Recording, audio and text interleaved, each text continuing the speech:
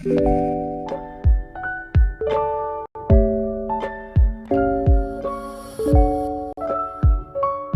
guys, welcome back to my channel. Ngayong araw ay pupunta tayo sa Philippine Consulate. So ngayon naglalakad ako sa gitna ng araw kung saan napakainit ng panahon dito. October hindi na siya ganun kainit, unlike nung mga buwan ng April hanggang September. Napakainit. Ngayon ay magti-train lang ako papuntang Philippine Consulate. Buhay ng isang commuter na walang sasakyan.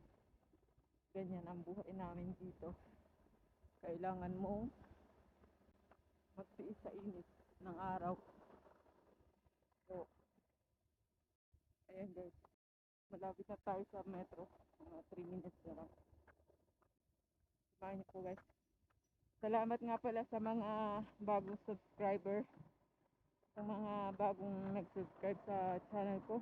Maraming salamat sa inyong lahat guys. Godbless guys. Nandito na tayo sa metro. Ayan. So, ang mong stop. Hindi ka lang mag-wait. Maghintay dito ng mga bus. O ay sa basa sakay. Hindi ka rin naman sa metro. Charge muna tayo guys. So, meron pa akong 30 dirhams na balance sa road ko. Maghihintay na tayo ng bus guys. So, I think 2 minutes. 2 minutes na bago na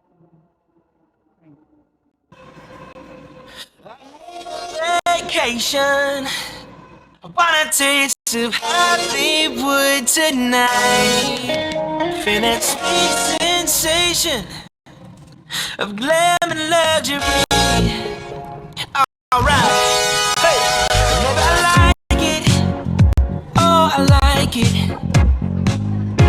When all attention's on me, baby, I need it. I need it, babe, to let loose for a crazy week. And though I'm gonna run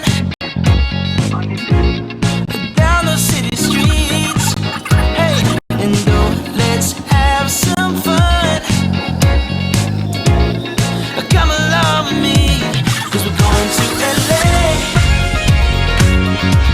and we're staying out till late, always, and we're gonna go insane, dance the night away. Oh, and we're going to LA.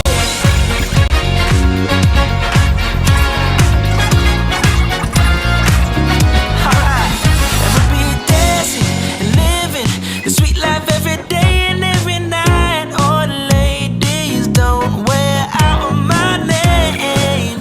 What can I say? to that side to going to Philippine Consulate in Alcatraz.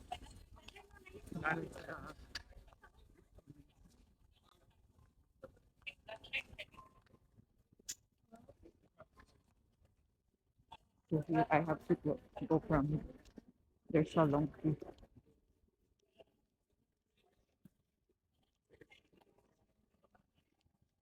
Green line guys kasi pupunta ako doon ako ng Philippine Consulate sa so you have to take green line.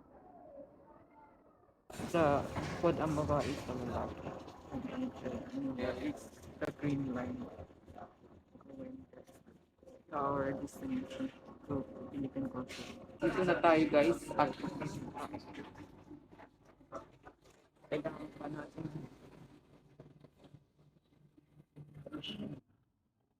there's a Philippine Consulate.